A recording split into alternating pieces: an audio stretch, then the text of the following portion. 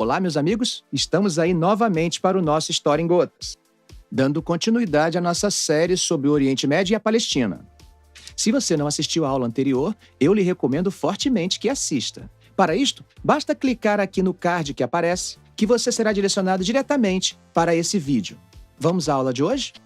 No final da aula passada, deixei uma questãozinha no ar.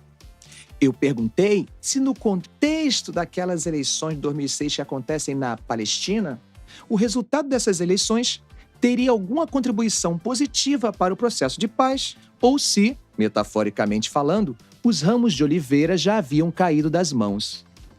Antes de iniciar propriamente o assunto da aula de hoje, eu gostaria de fazer uma reflexão com você.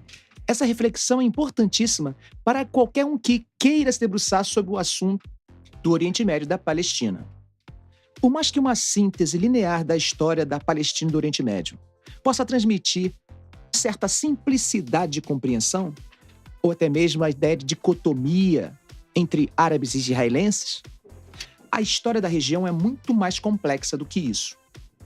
Há multiplicidade de variáveis envolvidas. E se podemos afirmar que não há homogeneidade entre os árabes, da mesma forma, os israelenses não podem ser considerados de forma monolítica e homogênea.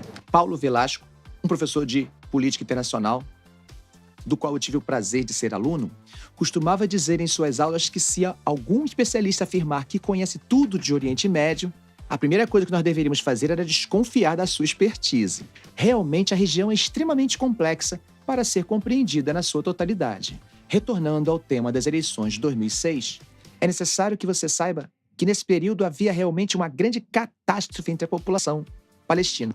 A situação social estava gravíssima. Isso ficou evidenciado por intermédio de um estudo realizado pelas Nações Unidas, estudo esse que foi publicado ali em setembro de 2006. O resultado desse estudo apontava para uma situação drástica. Cerca de 75% da população palestina necessitava de ajuda humanitária.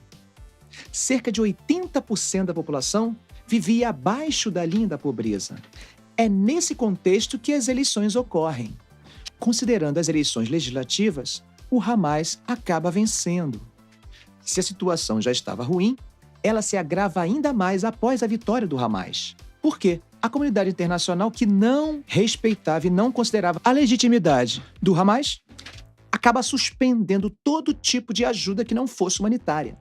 Nós temos que considerar que boa parte da economia palestina estava baseada exatamente nesse tipo de ajuda. Em 2007, a violência na região aumenta, principalmente quando palestinos, principalmente do Hamas, começam a disparar os seus foguetes caçãs contra o território. Essa situação acaba tendo como resposta a invasão israelense e o bombardeio de diversas regiões em busca desses líderes do Hamas. É nesse contexto de crescente violência na Palestina, de certa forma impulsionado pela opinião pública mundial que assistia a tudo, que se organiza a Conferência de Anápolis.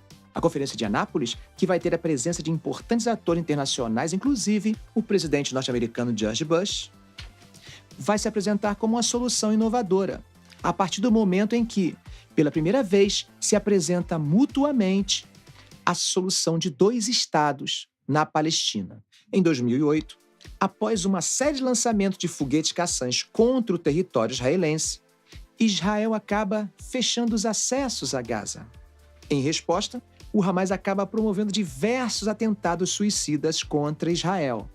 Em 2009, alegando a necessidade de interromper os constantes lançamentos de foguetes caçãs contra o seu território, Israel acaba invadindo a faixa de Gaza. Parece que o conflito não tem fim nem solução. Quando parece que se deu alguns passos em direção à paz, a violência se desencadeia novamente. E aí parece que houve um recuo, um retrocesso. Bom, mas para entendermos um pouquinho melhor esse contexto mais contemporâneo, é necessário que nós demos uma olhada mais ampla, saindo dos limites da Palestina e pensando no Oriente Médio como um todo. E aí precisamos responder uma pergunta. Como estava se desenvolvendo o contexto do Oriente Médio como um todo nessa primeira década do novo milênio?